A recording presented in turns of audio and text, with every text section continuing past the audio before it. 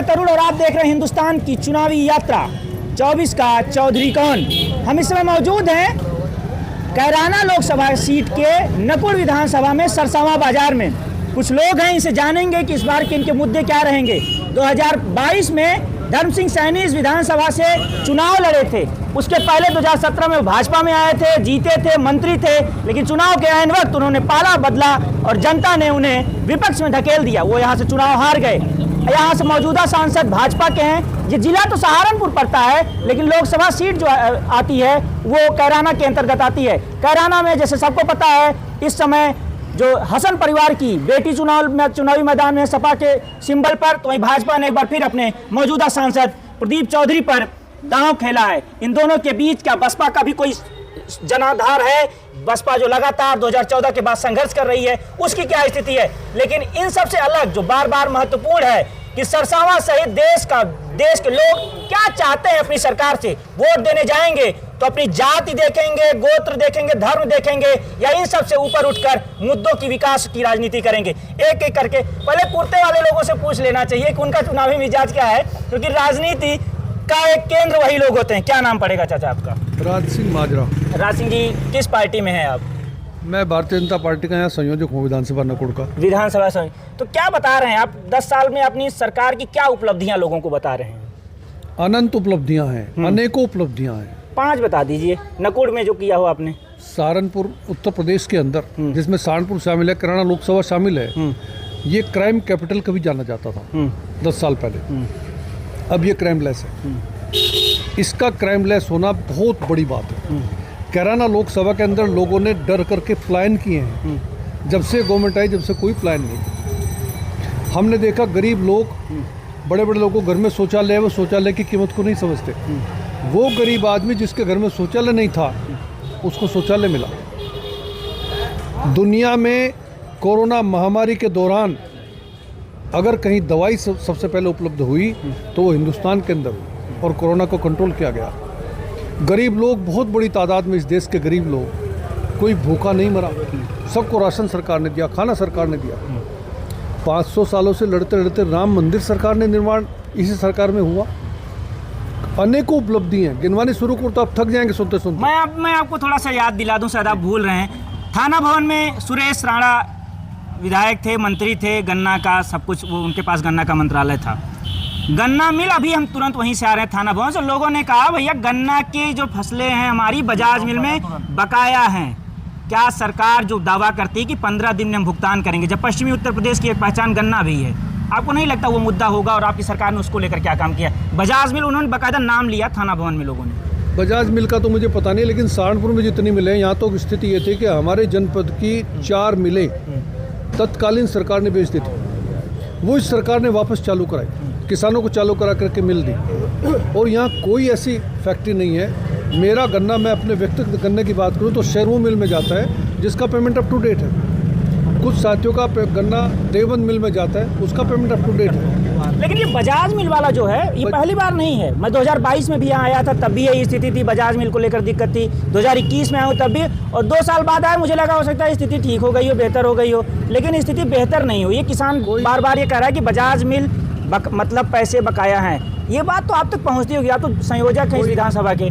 कोई एक आध मिल गड़बड़ हो सकता है। अगर 100 मिल में से 99 मिलें सही चल रही हैं, एक मिल खराब है, प्रयास कर रहे हैं उसको भी ठीक करने का। लेकिन लंबे समय से खराब है।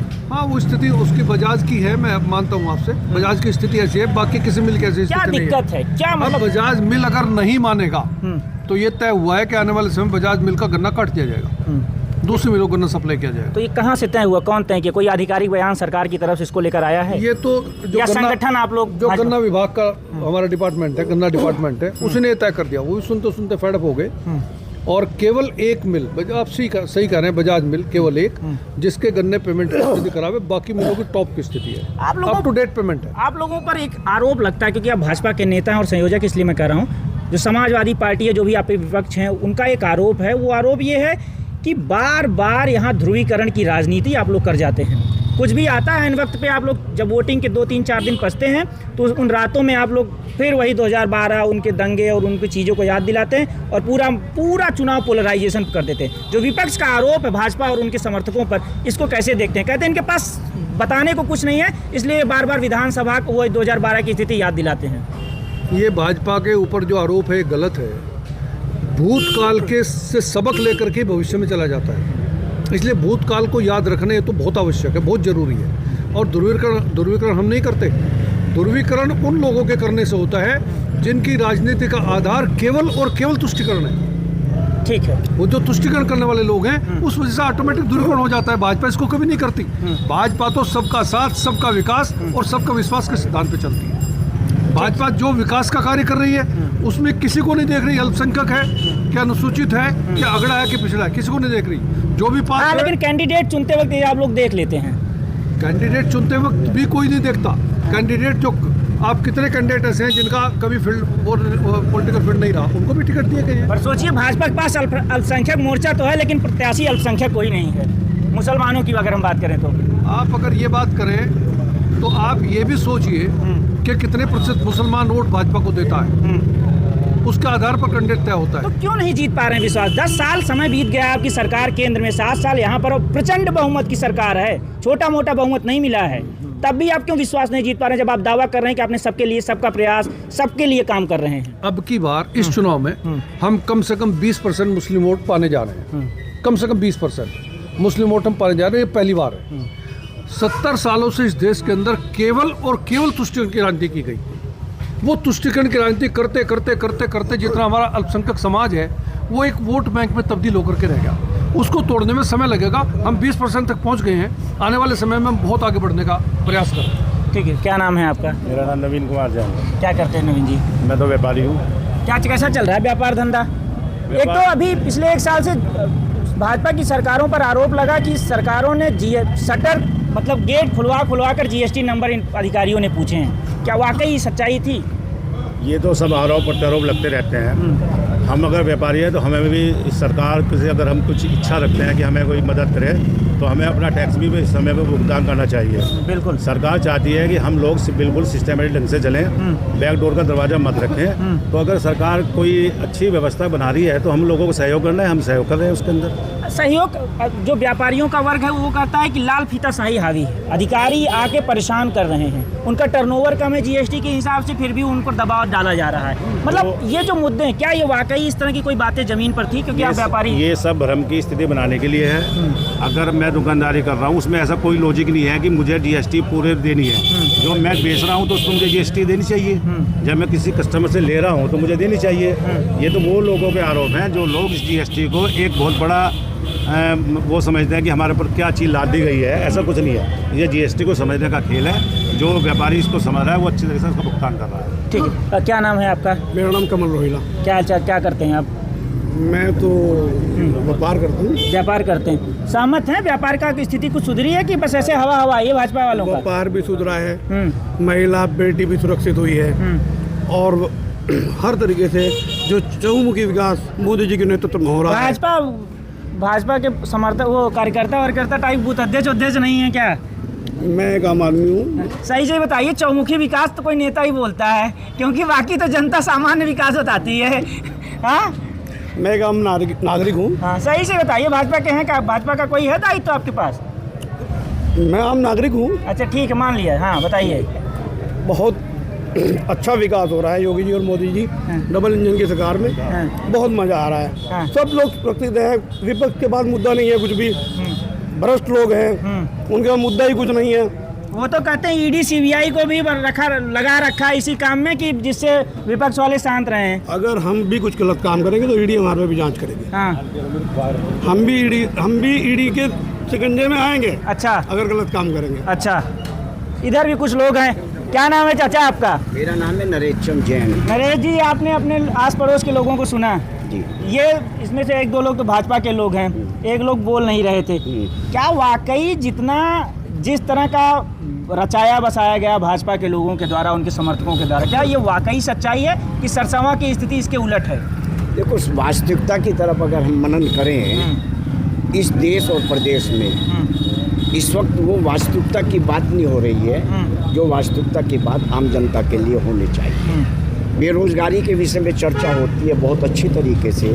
बेरोजगारी दिन प्रतिदिन देश में बढ़ती जा रही है, और वो बहुत साधनों की होने के बावजूद भी पूरे साधन जनता तक नहीं पहुंच रही है। चर्चा करते हैं हम महंगाई को कम करेंगे, महंगाई भी आज तक कोई कम नहीं हुई है। चर्चा करते हैं हम नागरिक सशक्तिकरण पर आगे बढ़ेंगे, लेकिन जब हम न्यूज़ में पढ़ते हैं, अखबार में पढ़ते हैं मणिपुर में क्या हुआ महिलाओं के साथ, फिर महिलाओं की चर्चा करते हैं क्या हुआ महिलाओं के साथ। जो महिला खिलाड़ी थी हमारी देश की, जो एक शान को पैदा करना चाहती थी, उनके साथ कुछ लोगों के द्वारा अनैतिक वर्ग की चर्चा की गई है।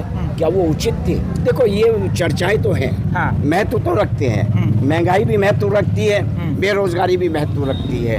ये इस तरीके की सारी बातें महत्व अपनी अपनी जगह पूरी तरीके से रखती है। और जहाँ तक मेरा सवाल है बीएसपी का, मैं बीएसपी का मजबूत कार्यकर्ता हूँ। अच्छा, आप बीएसपी के समर्थक हैं? हाँ। और कहाँ है आपकी पार्टी? मेरी पार्टी इस वक्त हाँ।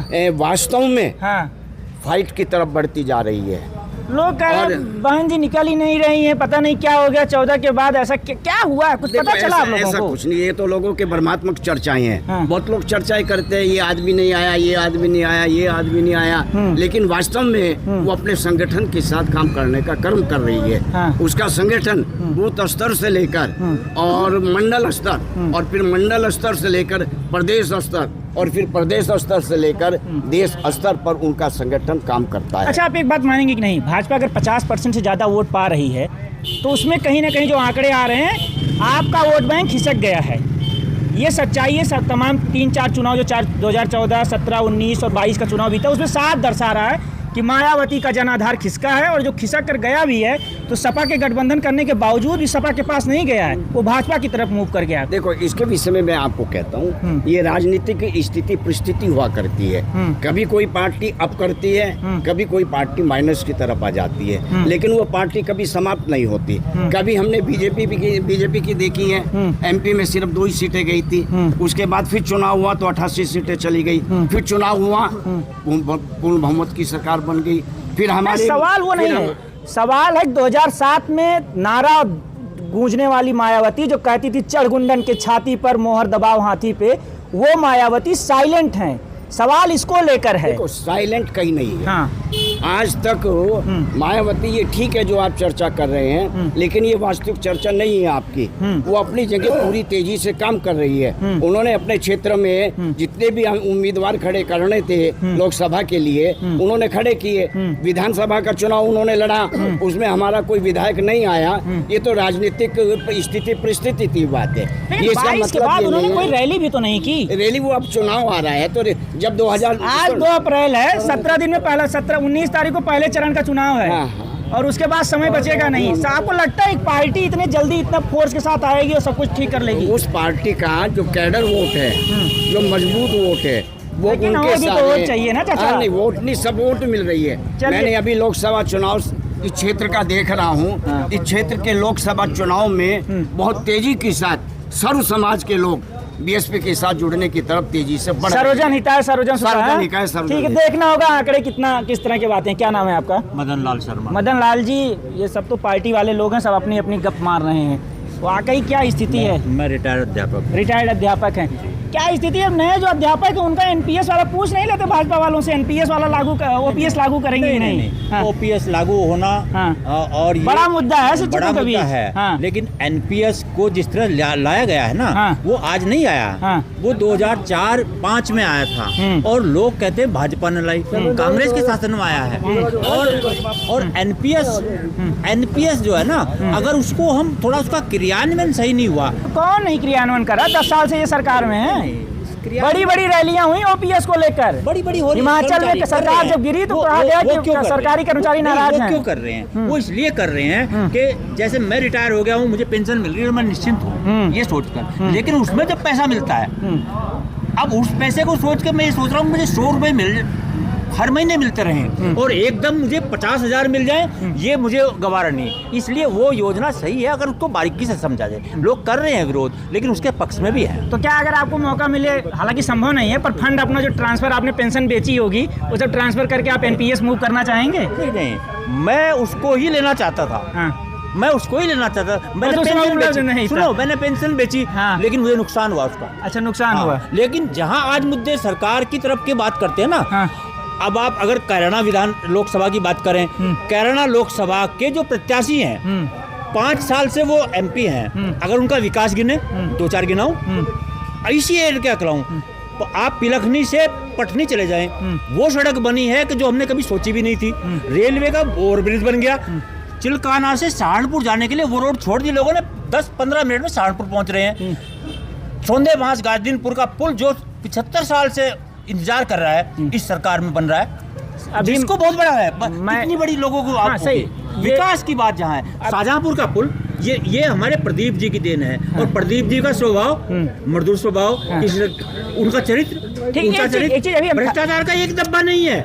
3 बार अरे विधायक रहे हैं। सुनो चाचा, सुनो, थाना भवन के झंडा चौक पे अभी मैं यहाँ आने से पहले वहीं पर था। लोगों ने कहा ठीक है, मोदी योगी के नाम पे वोट भले दे दें, लेकिन सांसद तो दिखे नहीं, 5 साल वोट मांगने तक नहीं आए। ये दिखना क्या चाहते हैं? हाँ। लोग चाहते हैं कि सांसद मेरे ब्याह की मढ़े की चिट्ठी में देखा हूँ आ जाए। अब सांसद पे एक ब्याह की अगर 100 चिट्ठी हैं तो संभव तो नहीं कि मदन लाल के भी यहाँ आ जाएगा।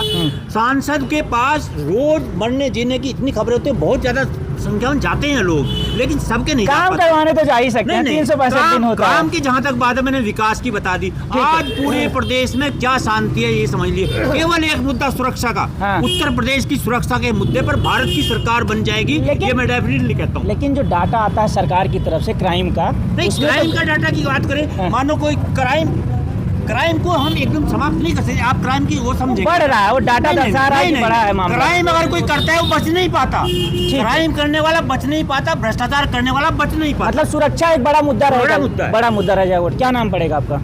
राजू कुमार, क्या करते हैं आप?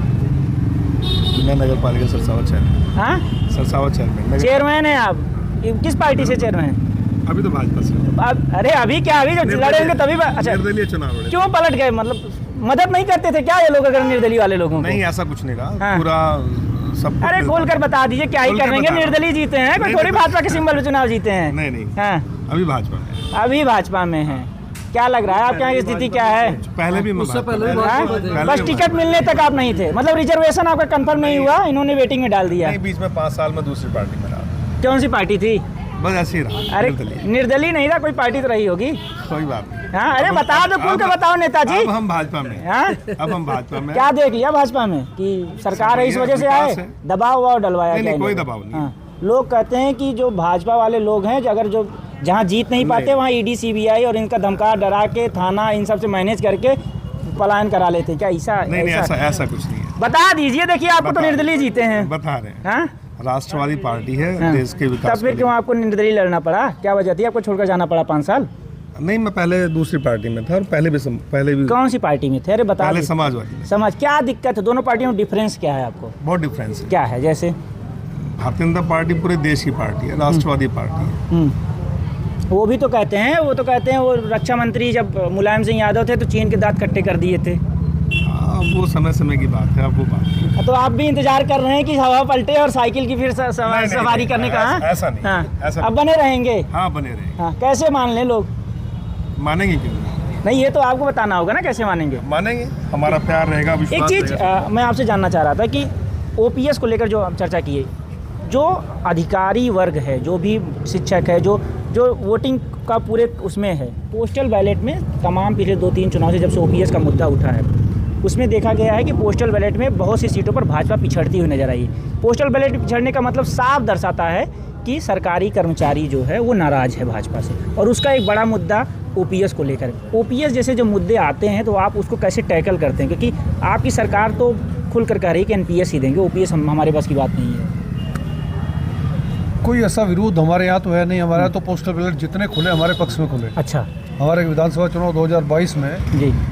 जितने पोस्टल बैलेट खुले 100% हमारे हक में खुले। हमें तो कोई लगता नहीं कि हमारे खिलाफ है। दूसरी बात यह है कि माफकत मुखालफत कभी दुनिया से ख़त्म नहीं होती। 50%, 55%, 60% वोट किसी पार्टी को मिलता है, 40% तो विरोध में जाते जाता है। तो ये इस तरह के मुद्दे तो उनके पास रहेंगे हमेशा। आपने बार बार एक सवाल किया ED और पुलिस का। हाँ, ये मैं नहीं, ये विपक्ष का आरोप है। आप देखते हो अगर जितने प्रेस कॉन्फ्रेंसेज होते हैं, विपक्ष का आरोप आपने बताया। हाँ, क्या करें, आप भाजपा के ही लोग हैं सब। अगर ED हाँ, पुलिस एडमिनिस्ट्रेशन हाँ, गलत प्रेशर डाल करके काम कर रहा है तो उसको कोर्ट में तो राहत मिलनी चाहिए।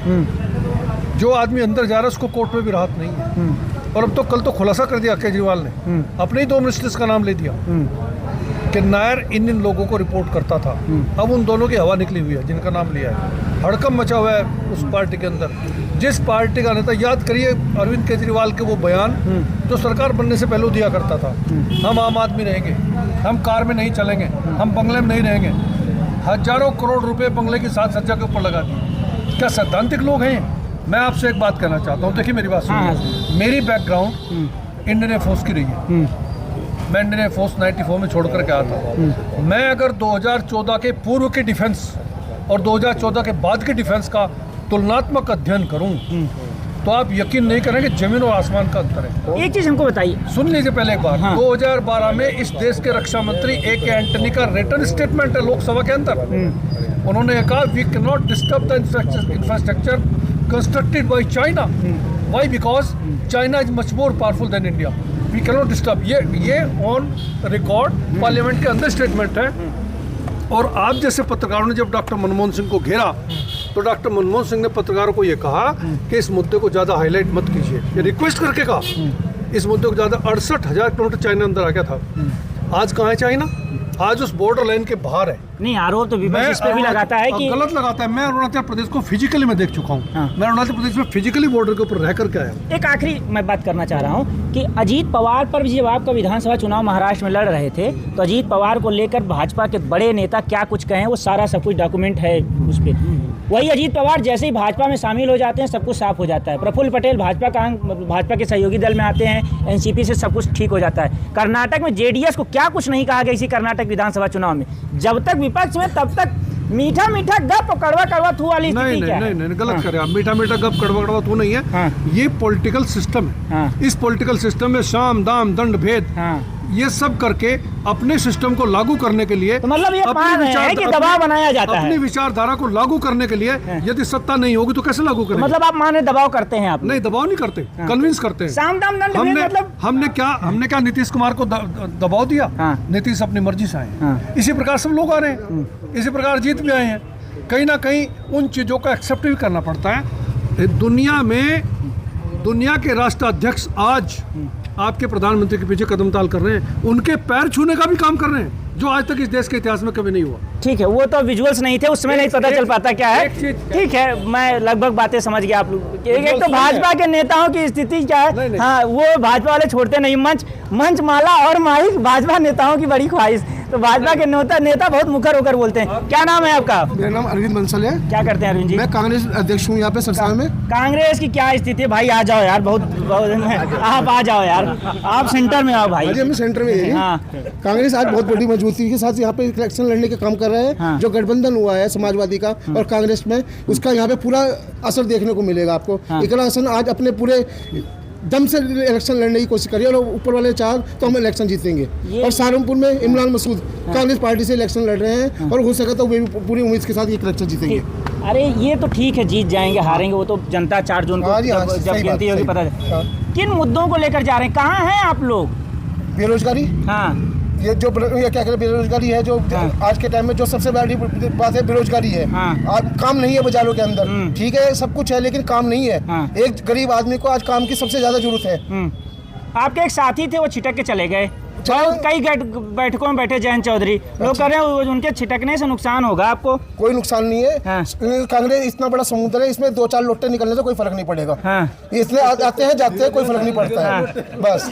लेकिन पानी तो कम हो रहा है। कोई कम नहीं हो रहा, समुद्र कभी खाली नहीं होता, समुद्र कभी खाली नहीं होता है। अगर पानी कम नहीं होता, जो कांग्रेस कभी 2009 में 22 सीटें आपको मिली थी, उत्तर प्रदेश ने दी थी 22 सीटें, आप लड़ 17 सीटों पर रहे हैं। इसका मतलब कुछ तो पानी का घटा है। ग्रहण चंद्रमा को भी लगता है, सूर्य को भी लगता है, लेकिन ऐसा नहीं है कि छुप जाता है फिर बाहर निकल के आएगा। आज हम 17 पर लड़े, कल को पूरी सीटों पे भी लड़ेंगे हम। तो क्या करेंगे? अखिलेश के साथ छोड़ देंगे सत्ता में आने के बाद? क्या पता क्या होगा। ये तो आप भाई साहब कह रहे थे कि ये तो राजनीति है, राजनीति पर सब कुछ हो जाता है। रोज पता क्या होता है। मतलब सपा वालों के लिए भी सिग्नल है कि अगर कांग्रेस देखो सुनो मेरी बात सुनो, साइकिल के साथ छोड़ सकते हैं।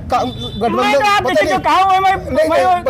पता नहीं कितनों के साथ पहले भी हुआ है। भाजपा का भी हुआ, गठबंधन पता नहीं कितने कितनों का हुआ, कितने दिन चला ये आप लोगों को भी पता है, और हमारा भी क्या अब तक कितने दिन चले। अगर सही चलेंगे दोनों, दिल से दिल मिलेंगे, तो क्या अब तक कब तक चलेगी? दिल से दिल तो 17 में मिले थे, बस पर क्या हुआ फिर? मायावती जी ने दिल खराब कर दिया। ये तो चलते हैं, ये तो होते ही रहते हैं, राजनीति है भाई साहब। रैली वैली होगी कोई? रैली होगी, जरूर होगी। कब होगी? 1 अप्रैल को प्रधानमंत्री की रैली हो गई मेरठ में। चलो हो जाएगी, हम बताएंगे आपको भी। चलिए ठीक है। तो ये तमाम लोग हैं, तमाम इनके अपने अपने मुद्दे हैं, क्योंकि यहाँ ज़्यादातर लोग नेता लोग थे, तो हमारा फोकस था नेता लोग थे, तो नेताओं से नेताओं जैसा ही सवाल पूछा जाए कि क्या स्थिति है। भाजपा के अपने दावे हैं, बसपा के 2 दिनों की इस यात्रा में, अभी दूसरा दिन है आज हम लोग का, तो इस दौरान बसपा का कोई नेता इस तरह से मुखर होकर पहली बार बोला है। पर क्या वाकई बसपा, जिसका बड़ा होल्ड होता था पश्चिमी उत्तर प्रदेश में 14 के चुनाव से पहले, वो इस बार खेल बिगाड़ पाएगी भाजपा और जो सपा गठबंधन चुनाव लड़ रहा है, कि वास्तविक स्थिति जो 19 की थी वही रिपीट होगी, या इन सब के बीच समाजवादी पार्टी की साइकिल अखिलेश दौड़ाने में सफल रहेंगे? क्या कुछ होगा, 4 को नतीजे आएंगे, लेकिन उससे पहले हम देश का चुनावी तापमान क्या है, मिजाज, सब आप तक पहुंचाएंगे। बने रहिए हमारी इस चुनावी यात्रा में। नमस्कार।